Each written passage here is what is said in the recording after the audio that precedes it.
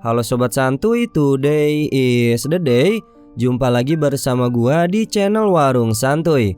Apa kabar kalian semua? Semoga kalian baik-baik saja dan tetap santuy.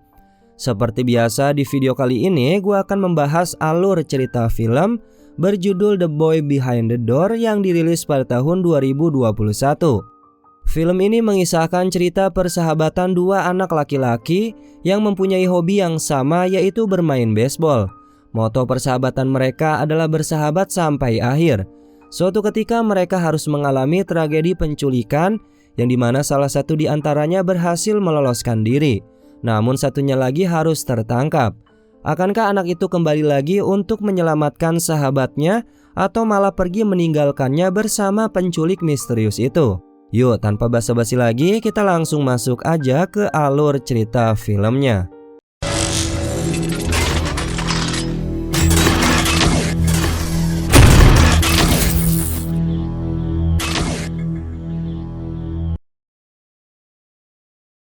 Film ini diawali dengan memperlihatkan sebuah mobil yang sedang melaju di sebuah jalan yang sunyi. Tidak lama mobil itu berhenti tepat di depan rumah besar. Usut punya usut, pemilik mobil itu ternyata sedang melakukan penculikan terhadap kedua anak remaja laki-laki yang dia sembunyikan di dalam bagasi mobilnya. Terlihat salah satu dari kedua anak itu dibawa oleh si penculik dan satunya lagi ditinggalkan di dalam bagasi mobil.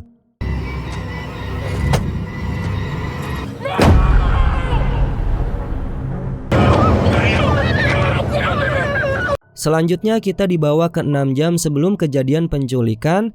Terlihat ada kedua anak remaja laki-laki yang sedang bermain. Yang berkulit hitam bernama Bobby dan yang berkulit putih bernama Kevin. Kedua sahabat itu baru selesai berlatih baseball dan sekarang sedang bermain sambil menceritakan mimpinya untuk tetap bersama-sama menjadi sahabat selamanya. Kemudian setelah mengikrarkan janji untuk tetap terus bersama, keduanya pun melanjutkan untuk berlatih baseball. Tidak sengaja bola yang dilemparkan oleh Bobby melampaui batas. Kevin pun segera pergi untuk mengambil bola tersebut. Karena dirasa Kevin tidak kunjung kembali, Bobby pun lantas pergi mencari keberadaannya Kevin. Dan tiba-tiba dari arah belakang muncul sosok misterius yang langsung menyerang Bobby hingga tidak sadarkan diri. Kevin?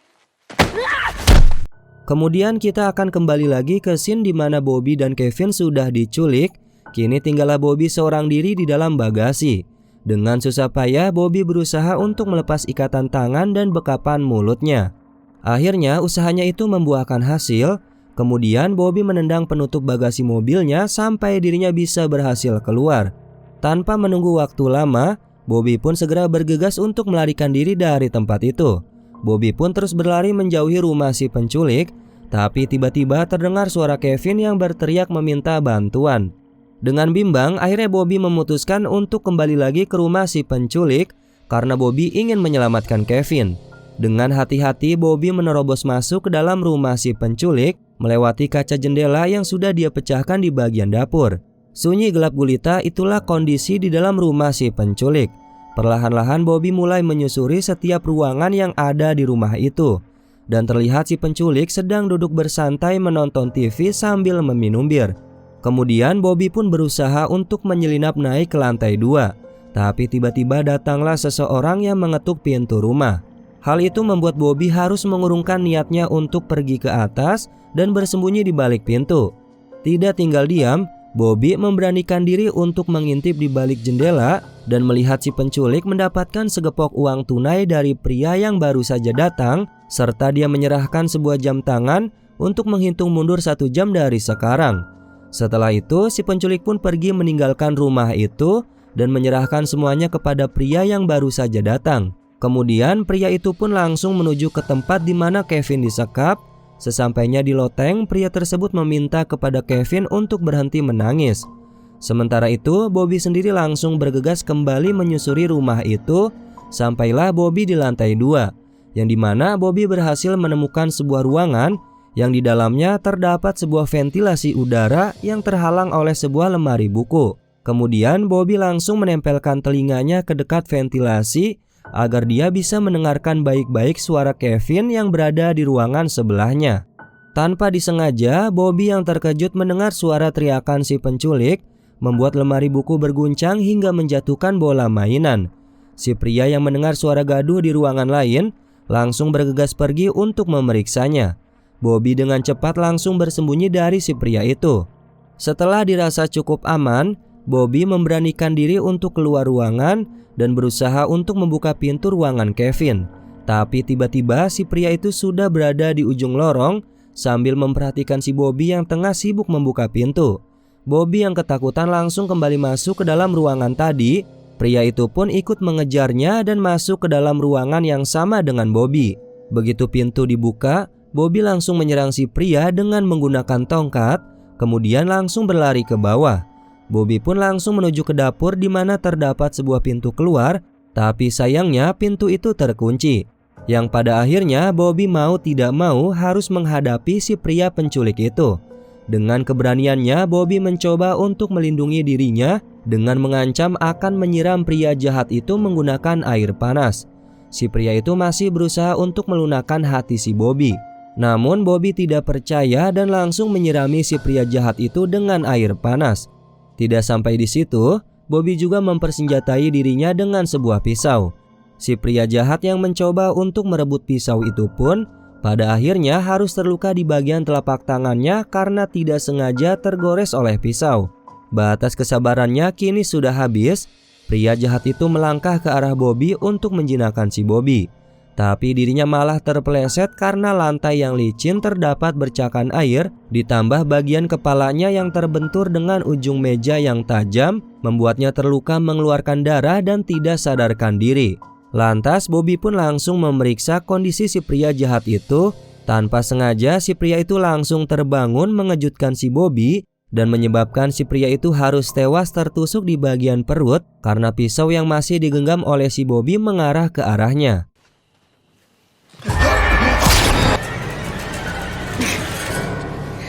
Setelah kejadian itu, Bobby menjadi trauma ketakutan. Pasalnya dia sama sekali tidak sengaja membunuh si pria tersebut dan kemudian meminta maaf kepada si pria yang sudah tewas. Kemudian si Bobby langsung bergegas menemui Kevin dan memintanya untuk mendekat ke arah pintu. Tapi karena Kevin dirantai, jadi tidak bisa pergi kemana-mana. Akhirnya Bobby memutuskan untuk kembali lagi ke dapur guna mengambil kunci yang masih ada pada si pria yang sudah tewas. Kemudian Bobby kembali ke atas dan mencoba untuk membuka pintu ruangan Kevin. Tapi karena masih tidak bisa, akhirnya Bobby memutuskan untuk pergi ke dalam mobil dengan niat akan mencari bantuan. Tapi dirinya tidak bisa mengemudikan mobil dan alhasil pada saat mobil dinyalakan, mobil itu pun mulai berjalan mundur menuju turunan. Hal itu membuat Bobby harus melompat dari dalam mobil dan berguling-guling di atas jalan aspal untuk menyelamatkan dirinya. Singkat cerita, Bobby kembali lagi ke dalam rumah yang dimana kini dirinya akan mencari kunci ruangan Kevin. Tapi yang berhasil dia temukan adalah sebuah koper berisi baju anak kecil yang berlumuran darah serta sebuah telepon mode putar. Setelah menemukan telepon putar, Bobby langsung bergegas menemui Kevin dan meminta tolong untuk menemukan stiker atau kabel telepon. Dengan buru-buru, Bobby berhasil menemukan kabel telepon di sebuah peti yang berdebu. Dengan panik, Bobby berusaha untuk mencari colokan telepon. Tiba-tiba suara dari jam tangan si pria sudah berhenti. Bobby yang mengabaikannya masih fokus untuk mencari bantuan. Akhirnya Bobby berhasil menghubungi pihak 911 untuk melaporkan kejadian penculikan.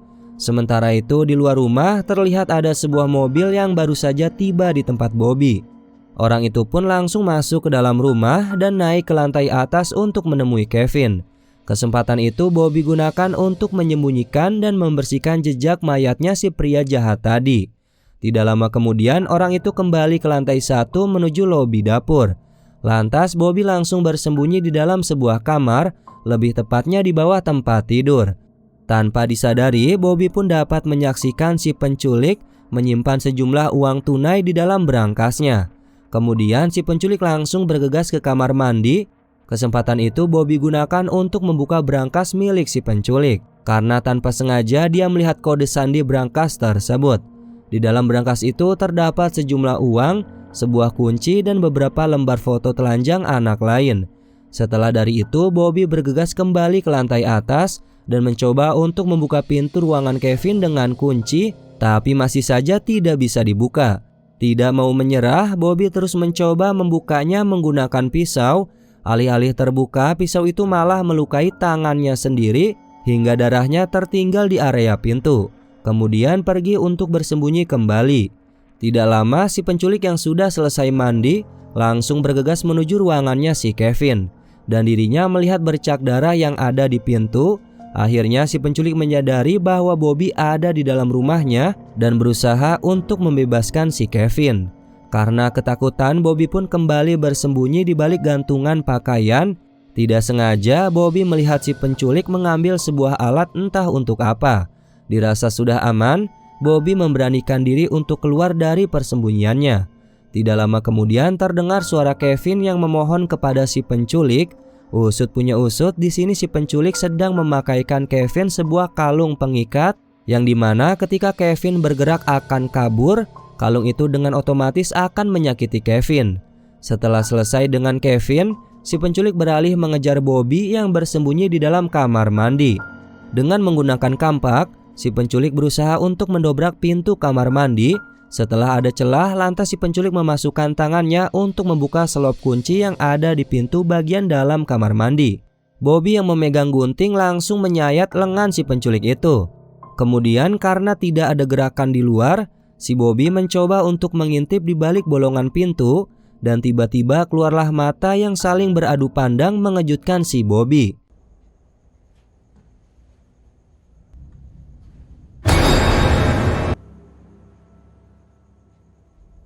Tidak lama kemudian terdengarlah suara sirine mobil polisi. Bobby pun langsung mengecek di balik jendela kamar mandi dan berteriak meminta tolong.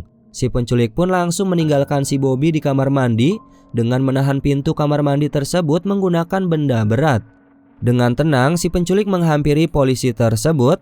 Ternyata si penculik kali ini adalah seorang wanita bernama Miss Barton.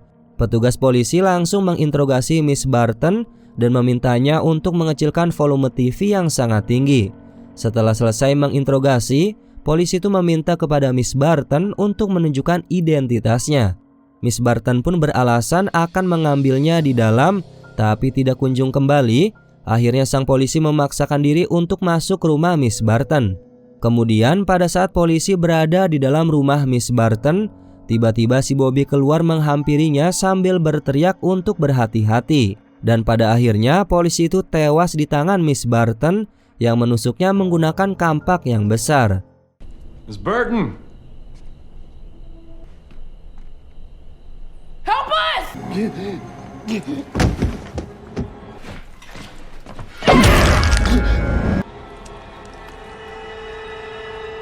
Si Bobby yang ketakutan langsung berlari kembali ke lantai 2. Miss Barton yang melihat si Bobby langsung kembali mengejarnya. Miss Barton mengira Bobby bersembunyi di dalam kamar mandi, tapi pada saat pintu berhasil didobrak oleh Miss Barton, dirinya tidak berhasil menemukan keberadaannya si Bobby.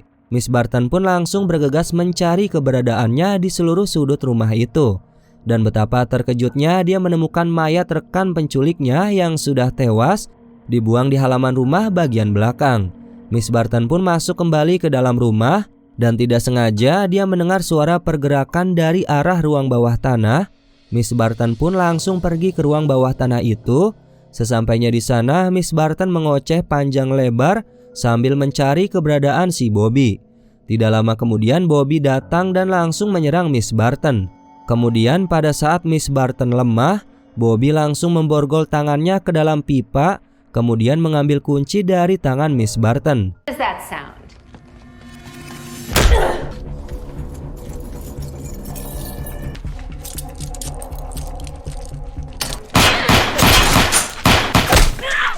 Setelah di bagian kakinya terkena tembakan, dengan susah payah Bobby berjalan menahan sakit menuju ruangan tempat Kevin disekap. Akhirnya Bobby berhasil membuka pintu ruangan Kevin dan menemukan Kevin dalam keadaan pingsan dengan alat kejut yang mengikatnya di bagian lehernya. Tidak lama Kevin tersadar dan mengetahui akan kedatangan seseorang.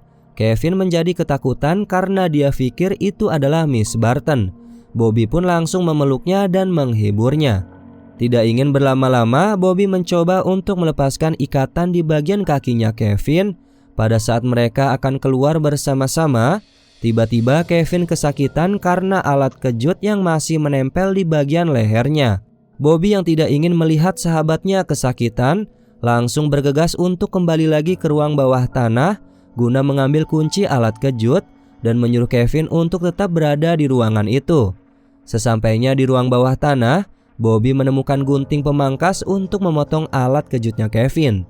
Tapi si Miss Barton langsung meraih tubuhnya Bobby dan dimasukkanlah jarinya ke dalam tubuh Bobby yang terluka akibat terkena tembakan. Bobby yang kesakitan dengan terpaksa harus memotong jari si Miss Barton agar dirinya bisa terbebas dari Miss Barton.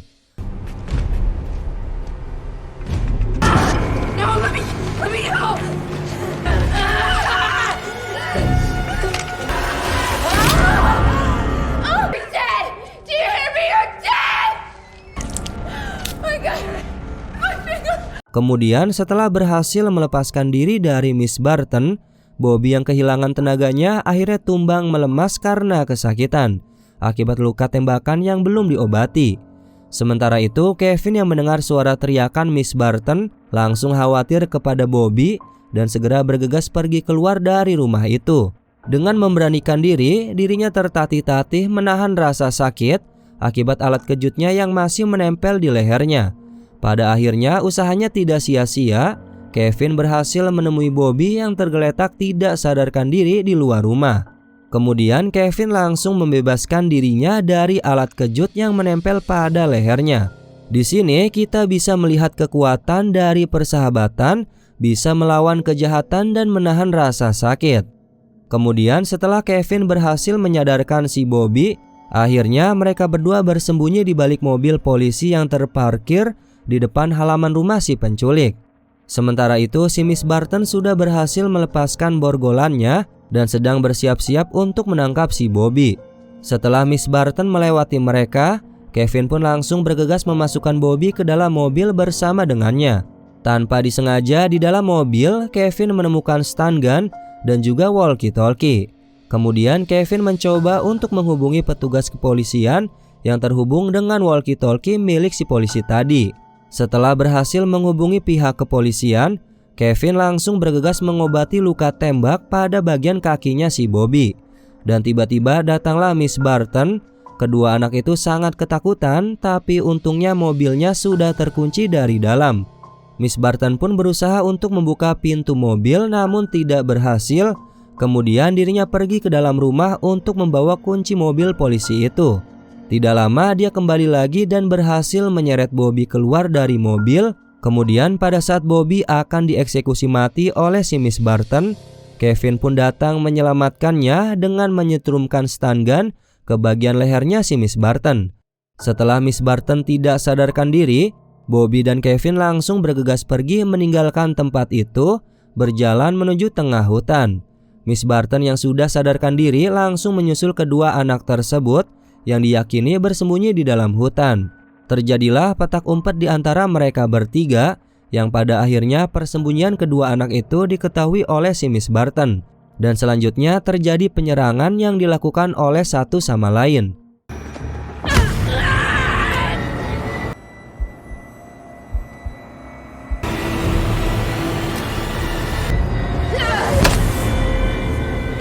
Setelah kampaknya meleset, Bobby langsung bergegas menyerang si Miss Barton yang akan membunuh sahabatnya yaitu si Kevin.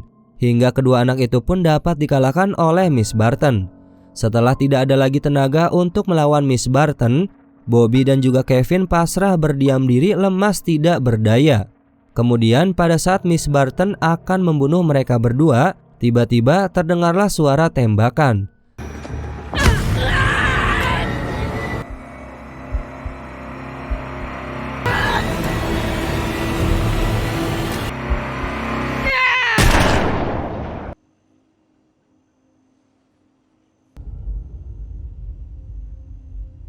Yang pada akhirnya dapat kita ketahui Miss Barton tewas ditembak oleh petugas kepolisian yang datang tepat waktu untuk menyelamatkan Bobby dan Kevin. Kemudian scene pun ditutup dengan happy ending, yang dimana Bobby dan juga Kevin berhasil melewati peristiwa yang mengerikan di dalam hidupnya. Dan kini mereka berdua sudah berada di pantai Florida, yang dimana itu adalah tempat yang mereka inginkan.